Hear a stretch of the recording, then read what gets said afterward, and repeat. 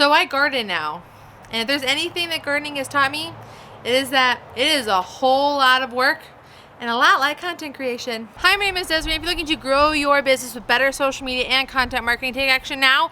Hit that subscribe button and the bell below. Now, like so many other people during COVID, I was stuck inside of my house and I had nothing to do. And I was like, you know what's a good idea? Let's start a garden. Now I live in Arizona, which is why I'm filming this during like the golden hour, because when the sun's out, we ain't out up in this desert. But my backyard, the house that we're renting, is like all dirt. So we wanted to do a little bit of terraforming, like turning the grass in. We started this garden bed. You saw at the beginning of the video, all those like potted plants. We wanted to grow things. We wanted to build something. And the more time I spent out here, the more I couldn't help but laugh at myself at how much this whole gardening thing was so much like content creation.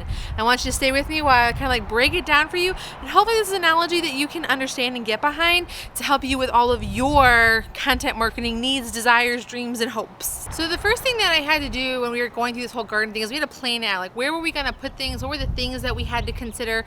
You know, we had to make sure that we had the right amount of shade, like where does the sun go? Because we have an east to west facing yard. You know, how intense is it going to be? What kind of plants can we grow? All this kind of stuff. So we had to put a great deal of planning and research into what we wanted to do with this backyard space. And the exact same thing goes in to everything that you want to do with your content and your social media marketing. You have to plan, why am I doing this for? Why does this matter? What is important about all of this? You know, what is the research? Like, where should I be starting? What platform should I be on? How do I use these? There's a whole lot of prep work that goes into a garden, just like there's a whole lot of prep work that goes into your content marketing. By the way, I'm totally aware that this thing is broke, but this half of it totally provides really good shade. Work with what you got. Now, the other thing we had to do was ask ourselves, what are we comfortable with doing? Like, what is our bandwidth? Because if my husband and I had our way, we'd have like a full-fledged like a jungle up in this backyard. And the same thing goes into your social media. What are you comfortable doing? What is the right thing for you to do? Like, what makes sense? What are your priorities? What's your number one? So like for us, it was having grass, right? So this grass was a lot of work.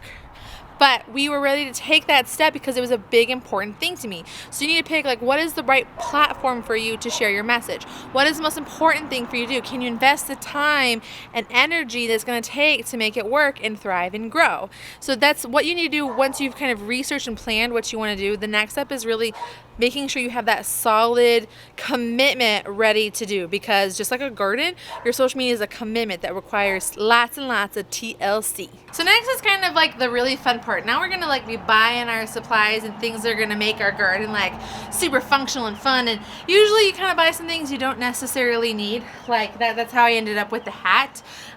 You know, we bought lots of like empty buckets. We have lots of these mason jars that we use, when in fact we bought all kinds of like pots and stuff, and instead we're using these mason jars.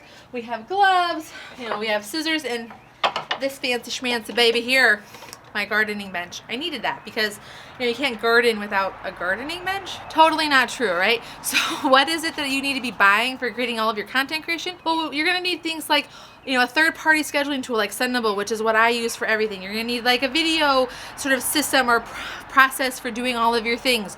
You're gonna need something for scheduling, content planning, you know, all that kind of stuff. You're gonna buy a lot of things to figure out what's gonna work for you to execute your strategy. One of the other things that you're probably gonna buy that you're not gonna need, or you're gonna buy a lot of and not use, and again, guilty, is a lot of courses and like masterminds and programs and downloads and freebies, because you're like, oh, it's free, or oh, that sounds so good, or you know, that's a nice impulse buy. I could totally be doing my Instagram better, blah, blah, blah, blah, blah. You're gonna buy things and you're gonna probably put a lot of money into stuff that you don't actually need to be putting money into.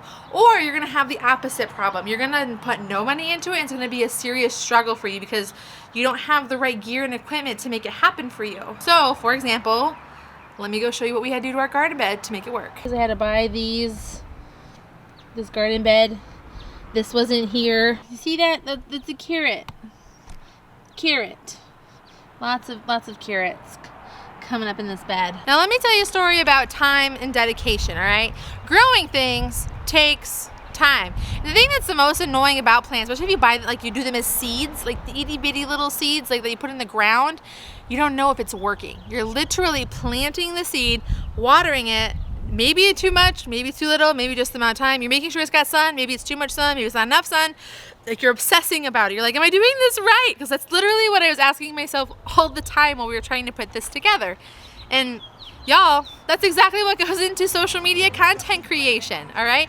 You're testing things out, you're planting seeds, you're continuing to nurture and water it and be present and show up for it, giving it light and love and all of the good feels to make it work, hoping that something's going to work. And unfortunately, just like plants, sometimes things die and sometimes things live and thrive and are wildly successful for you. That's why you have to give it the time, dedication that it needs. Now, this is my zucchini squash, all right? The reason my zucchini has this fancy little net over it is because something kept eating it. Like, something literally in the night would come in and just eat all over it. And it's probably a bird just eating my good stuff, making something beautiful that I've been working so hard on and destroying it. And not gonna lie, that's probably gonna happen to you when you're doing all of your content stuff, right? Something's gonna come, try and destroy it, or take it from you, or shit all over it, and whatever it may be, all right? And that's just kind of part of what it is. You're gonna do things wrong. People are going to interfere and try and stop you from having the success that you want, right? We ran into a lot of issues where, again, we were killing our plants. Sometimes you're gonna do something that you think is super awesome and do all the right things, and it's gonna suck, and it's gonna die.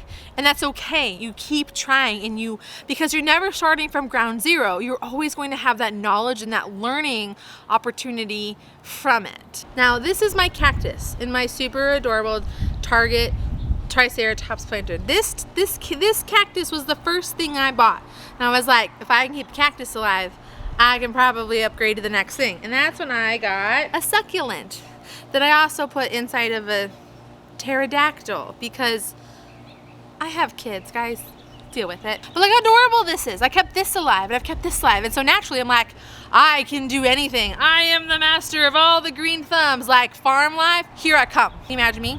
Farmer Desiree. Imagine what that gram would look like. What's gonna happen though is you're gonna find success, and that's totally awesome. And what you want to do with that success is expand and do more. And there's nothing wrong with that. You just have to remember that you're starting all over with something new. You have more knowledge, you gotta water things, put them in the sun to keep them alive. But in order for you to have real success, you have to start over with the existing knowledge that you have.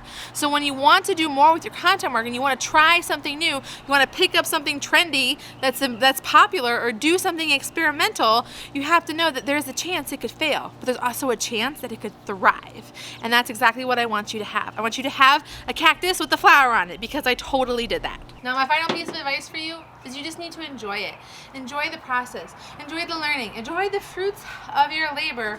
One plant, one post, one success at a time. Because I promise you, all of this and all that you're going to do online through content marketing is totally worth it.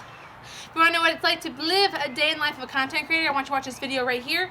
And hey, you know what? If you're just looking to figure out, how do I live my best content marketing life and plan the best content I've ever seen in my life, watch this video right here. And until next time, I'll see you soon. Are we impressed they keep things alive? I mean, I'm kind of impressed they keep my children alive. That's a thing, right?